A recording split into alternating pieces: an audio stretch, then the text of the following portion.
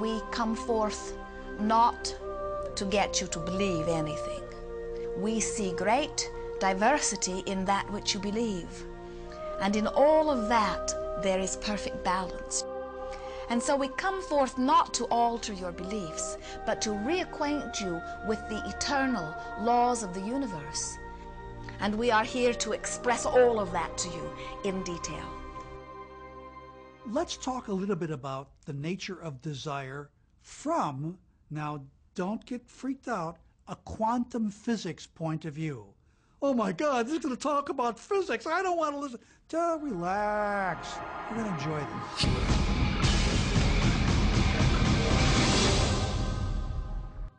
When we look around us, even at our own bodies, what we see is the tip of the iceberg. We could say the classical tip of an immense quantum mechanical iceberg. Everything in the universe is energy. Your body's energy. The room you're living in is energy. Everything you want is energy. And that's not a new idea. A fuzzy-haired guy in 1925 wrote on his chalkboard, E equals mc squared. And we couldn't grasp what that meant. What that says is on one side of the equation is mass and light and everything that we perceive, but it all equals energy. Everything is energy. And let me help you understand that just a little bit. There's the universe, of course, and our galaxy, and our planet, and then individuals, and then inside of this body are organ systems, and then there's cells, and then there's molecules, and then there's atoms, and then there is energy. So there are a lot of levels to talk about something on, but when you get down to it, everything is energy. There's enough energy sitting in there, in one atom, to do amazing things, to possibly even open up the doorways to lighting an entire city. Think of this for a moment. Take your hand and look at it. Now your hand looks solid, but it's really not. If you put it under a proper microscope, you'd see a mass of energy vibrating. And so everything is made up of the exact same thing, whether it's your hand, whether it's the ocean, or whether it's a star. The colored paper with ink on it is not money. It's just energy. And so part of the illusion that we're living in is that, these things are solid. They're not solid. Neither is a piece of wood, neither is a rock. Get the proper microscope and go and look at a wall. That wall is not solid. That wall is a mass of energy in a very high speed of vibration. It feels solid because of the vibration, the rate at which the molecules are vibrating. Everything in the universe vibrates. In other words, everything moves. We live in an ocean of motion. You are vibrational beings in a vibrational universe. Many people are not yet ready to acknowledge that they are vibrational. They prefer to see themselves as blood and bone specimens that they see in the mirror. And we want to remind you that everything that you observe with your physical senses is vibrational interpretation. In other words, you hear because your ears translate vibration. You see because your eyes translate vibration.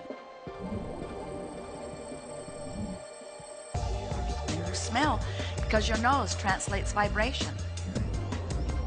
Your fingertips are translating vibration.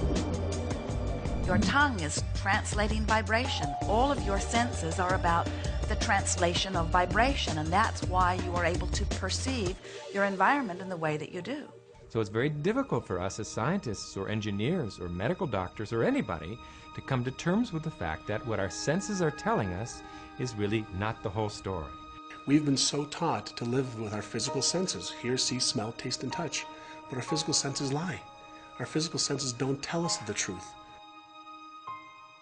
If you only judge by your sensory factors, you'd believe the sun took a bath in the ocean every night and burrowed through the earth and was reborn on the eastern shore the next morning. I mean, the ancients used to believe that, but now you know better than that. If you judged only by your sensory factors, you'd believe that train tracks met in the distance. But you know better than that, and you turn away from your senses.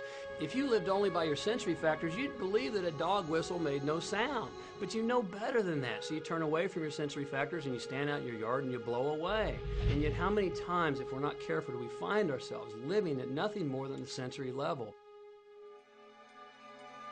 If we take a look at everything in the universe, we know from a scientific perspective is made up of something called energy.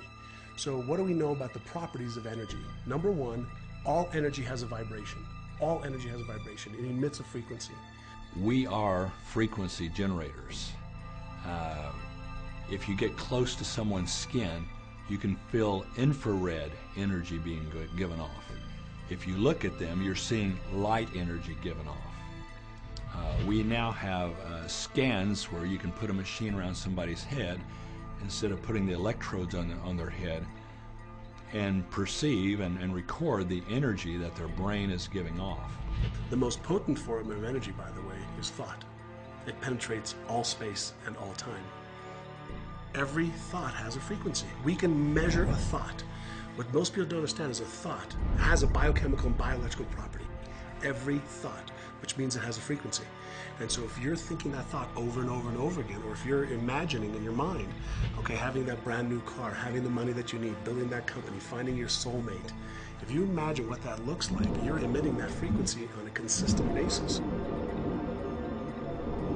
Our job as humans is to hold on to the thoughts of what we want, make it absolute clear in our minds what we want, and from that we start to invoke one of the greatest laws in the universe.